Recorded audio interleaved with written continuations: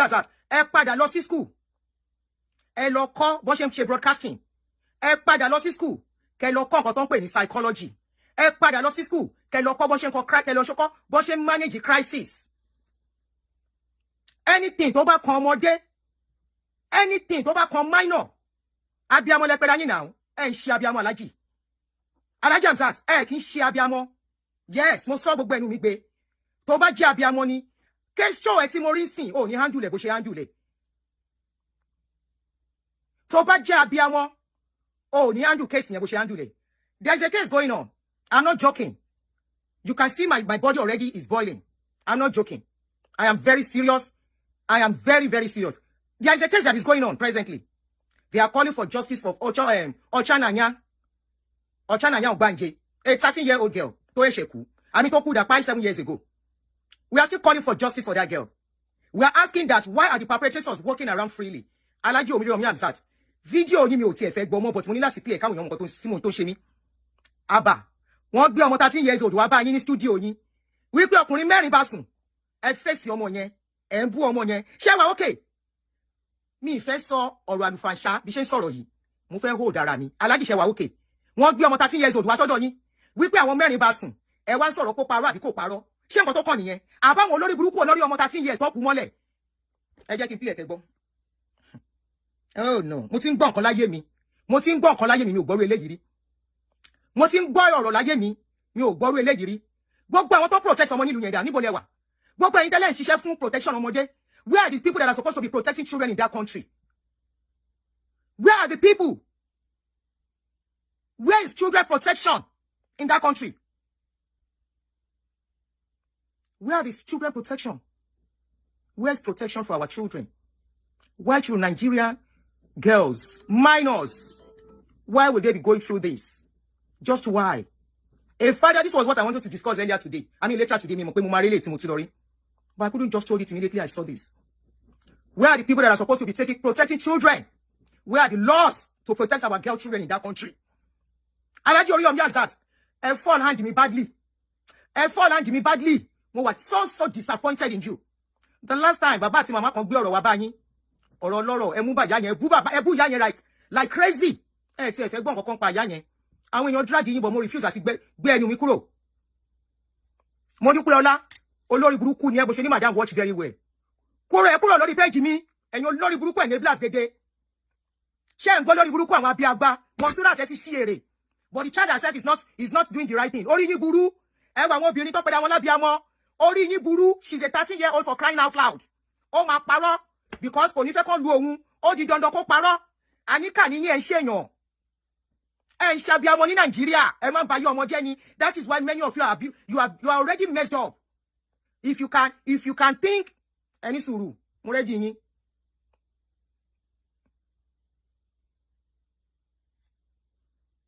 Any rubbish comments, my block yín dànù ni. Torí ẹ̀yin kọ́ ni mo ń bá wí. Ẹ kó ṣí mi kúrò lórí page mi. And that is why ìlú yẹn ò lè dá, kì í ṣe pé. Tá bá ń sọ.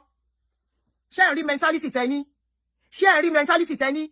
Ẹ ní ọmọ kékèké lọ́wọ́. Ẹ fi wí pé nǹkan tí Oriyomi Amuzat sọ lánàá yẹn wà okay.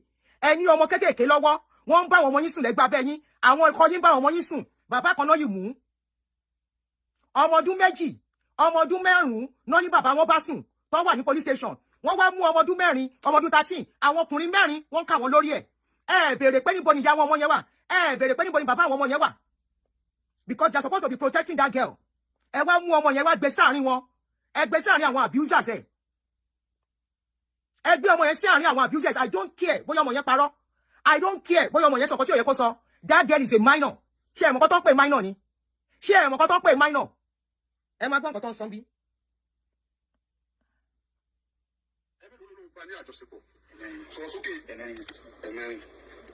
Power on. Bluetooth mode. Connected. I'm coming. Oh, yeah, come on, better now. Okay. What you mean? My wallet, my wallet. I'm not going to tell you about it. Can you say this? Imagine me, go near. Kí ló fẹ́ gbà nínú ọ̀rọ̀ tó bá? Ṣé o rò pé tó jìnnà ló ń bá sọ̀rọ̀ jù? oyún ti wà náà lọ́mọ ọdún 13 wọ́n bẹ̀rẹ̀ lájọṣepọ̀ láti inú August ọ̀ sọ fún bàbá rẹ̀ ọ̀ sọ fún ìyá rẹ̀. ṣé ń gbọ́. àrùn bóyá kókó gan ni àrùn ṣé ń gbọ́. bóyá kò sí kú sí káàkiri. ṣé ń gbọ́. yóò ṣe wá dùn. ṣé ń gbọ́. ṣé ń gbọ́. ẹ gbọ́ nǹkan tí Alhaji sọ fún ọmọ 13 years. ṣé ń gbọ́. ṣé ń gbọ́ nǹkan tí Alhaji sọ fún ọmọ 13 years. á dùn lẹ́nu ẹjọ́ báyìí ọjọ́ ìlà rẹ̀ ọjọ́ lójú ni. dábìlì lọ́mọ ọdún 13 lọ́mọ parọ́ tuntun báyìí. mi ì parọ́ mi. ọmọ yìí wà níwájú àwọn tó abuse ẹ̀. ó dàbí pé Nigerians ò mọ̀ wípé ọmọ 13 years kò ní power to consent. ó gbára lẹ̀ willingly kò gbára lẹ̀ willingly. ọmọ yẹn ò ní power láti consent. ṣé ń gbọ́ nǹkan tí Alhaji ń sọ. ẹ wo Alhaji bó ṣe ń question ọmọ 13 years old níwájú àwọn abusers ẹ̀. ẹ wo bó ṣe ń bully ọmọ 13 years old. ẹ wo Alhaji bó ṣe ń bully ọmọ 13 years old níwájú àwọn tó abuse ẹ̀. ọmọ 13 years old abẹ́ òbí ló yẹ kó wà. àwọn òbí ẹ̀ náà wà responsible for anything tó bá ṣẹlẹ̀ sọ́mọ yẹn. kí ló dé tí Alhaji ò kó àwọn parents ẹ̀ wá tó jí ọmọ náà bẹ̀rẹ̀ sí question tó ń bú báyìí tó ń bully. This is nothing but bully. tó sì bẹ̀rù ọlọ́run kí ló tó sọ nígbà tó kún ìbọn lájọṣepọ̀. ẹ sọ pé tí n bá sọ pé màá kú. iná ẹnì kejì náà sọ wípé wà á kú ẹnì kejì sọ pé wà á kú tó bá sọ ẹnì kejì náà sọ pé wà á kú. ṣé ń gbọ́. ẹnì kejì sọ bẹ́ẹ̀. kí làwọn sọ. ẹ sọ pé kí n má sọ. ṣé ń gbọ́. ó wà ókè sá àbúrò ní sọ báyìí. Alhaji tún bí ọmọ 13 years. ibi tí mo ti fi àrò gangan nílé ṣó wà ókè ṣá àbóyún ló ń ṣe é bẹ́ẹ̀. And the men that slept with this girl, they are right there, sitting at the table, listening to everything. The girl is facing her abusers, looking at them, answering these kind of questions. Alhaji, ẹ lọ gbé microphone lẹ́ẹ̀kẹ́ padà sí school. Ẹ lọ gbé microphone lẹ́ẹ̀. I don't care whatever they say you've been doing before. On this particular one, a mess up big time. A mess up big time. tó ti mẹ́jọ ń gbà tó sọ ni táwọn kó àkókò bá sọ àwọn ẹ ṣe bẹ́ẹ̀ ni àkọ́kọ́ ni àwọn táwọn kọ́ bá sọ ní àwọn méjèèjì. nínú àwọn sọ ẹnì kìíní kí ló tó sọ ń gbà tó bẹ́ẹ̀ sùn kò kàn wẹ́ kó sọ ni ẹni ló ti bẹ́ẹ̀ sùn. lẹ́yìn bẹ́ẹ̀ sùn kẹ́ni tó bẹ́ẹ̀ sùn ta ló ti bẹ́ẹ̀ sùn. ẹni tó kọ́ bẹ́ẹ̀ sùn ni sọ wọn kọ́ bá sùn wọ́n kọ́ sàlàyé ṣe náà. ẹni ló ló pé ó ṣe ojú ọmọ kékeré ṣe ní ẹlẹ́dàá rẹ̀ tí mo ní ìgbà kan yọ ọmọ kékeré jẹ lẹ́gbẹ̀ẹ́ mi. ṣé ń gbọ́. ìwà nígbà kan yọ ọmọ kékeré náà bàjẹ́ orúkọ ọmọ kékeré náà bá parọ́ má gbàlagbà tó bá jẹ lọ. ṣé ń gbọ́. orí àgbàlagbà yẹn náà da fún ọmọ kékeré yẹn. ṣé ń gbọ́. English teacher sílẹ̀ gbọ́. ṣe mi ò kọ́ English mi ò kọ́ ẹni sọ. ẹ ṣe teacher kí ni àwọn aṣojú ọ̀pá ọmọ ọmọ abẹ́ kí. ní kò mọ̀ kọ́ wọn lẹ́kọ́ ní sùkúù tí wọ́n kọ́ wọn lọ tó kọ́ wọn. ẹ dákun kí ló tó kó àwọn ọmọ lọ sùkúù kí. like what tó fẹ́ bára rẹ ní ojú ọba rẹ báyìí like you just submit yourself to help them. yes mi ò ní any bad intention.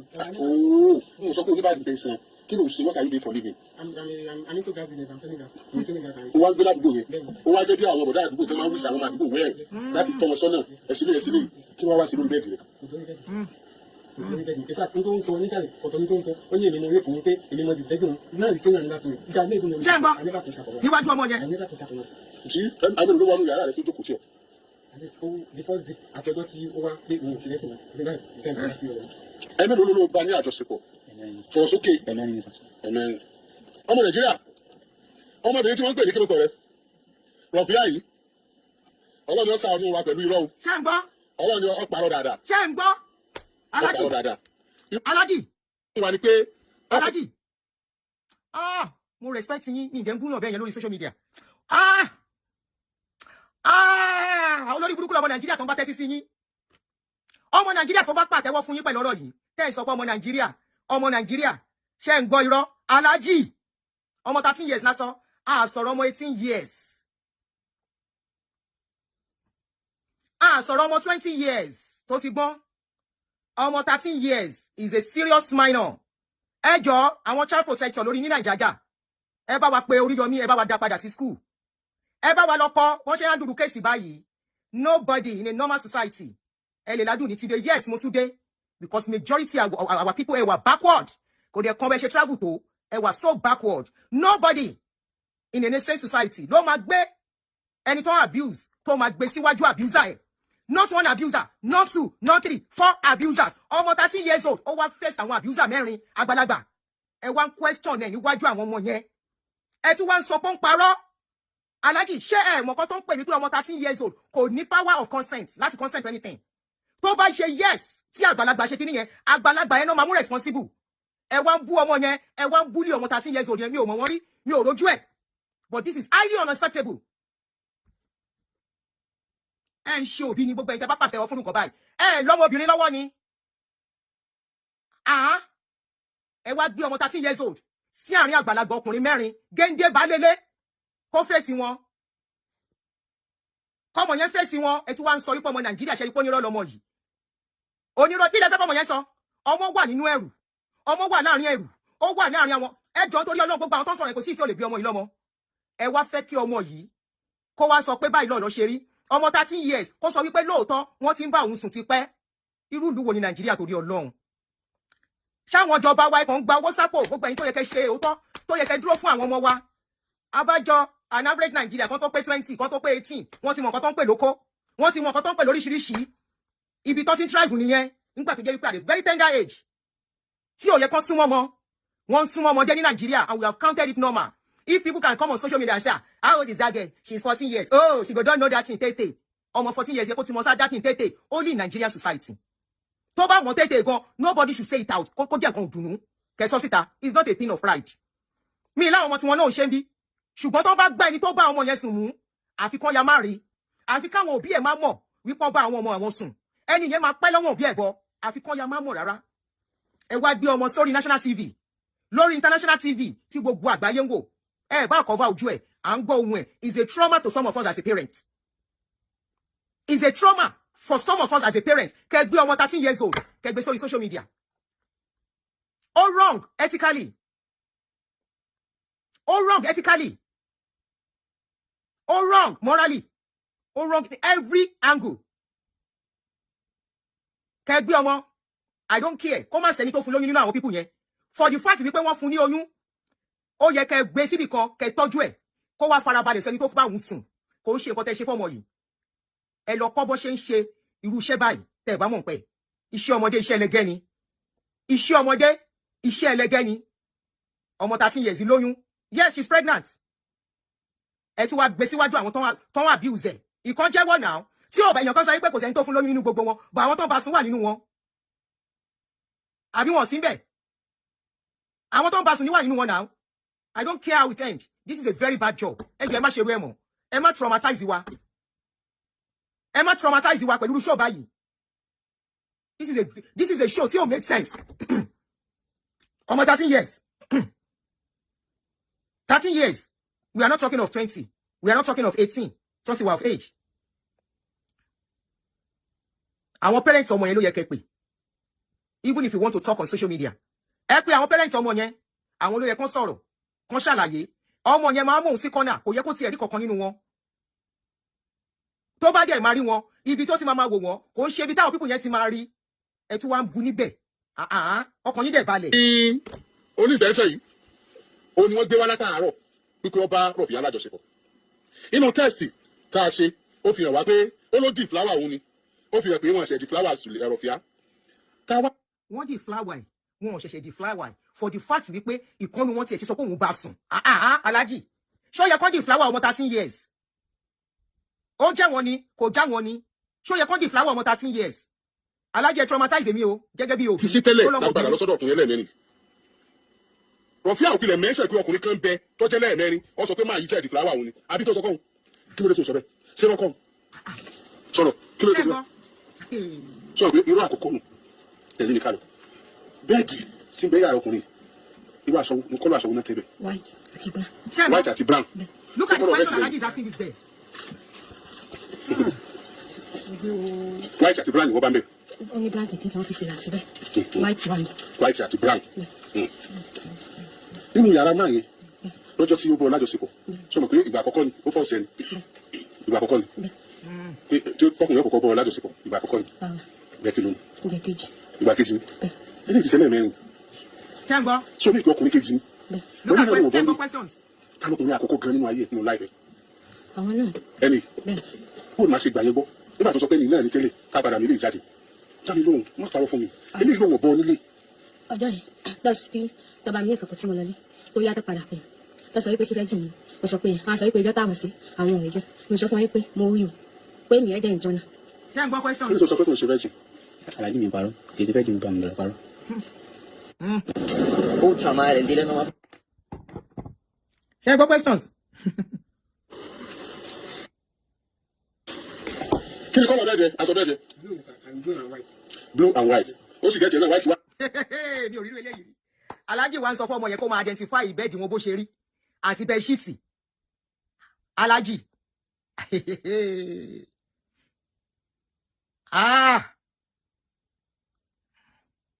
bóyá blue ló fẹ́ pè tó ní pé brown èwo ló fi bàlá sí blue ló fi bàlá sí white gangan ní kọ́lọ̀ rẹ̀. tó yà rẹ̀ ló fẹ́ pè tó ní pé brown. tani tó sẹ́dẹ̀ nígbà tó lóò ṣe tó fẹ́ gbẹ̀rẹ̀ tó fẹ́ sí yẹn. níjọ tọ́sí. tani tó mọ́mí ẹ̀gbẹ́ mi. tani mọ́mí yẹn. Because earlier, when it came she was lying. I don't know, need bad intention. And I want to sọ wọn náà wà pèsè. wọ́n tún rẹ́rìn jáde oṣù sọ̀kan ní. ẹ jọ àbí drama náà máa ń ṣe níbẹ̀ yẹn ni because wọ́n tún rẹ́rìn ẹ láwọn guys yẹn tún rẹ́rìn god. àwa ń sọ wípé abuse pọ̀ society wa enabling eléyìí wọ́n tún rẹ́rìn I don't care tí wọ́n bá sọ wípé wọ́n pàpà gbé lọ sẹ́wọ̀n I don't care wọ́n mess up big time wọ́n dẹ̀ ti damage ọmọ yẹn mọ́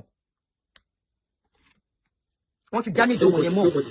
tí wọ́n ní kọ́ mọ́ ṣe tí wọ́n ní ọmọ ṣe owó tó ló transfer àbúkú tó transfer.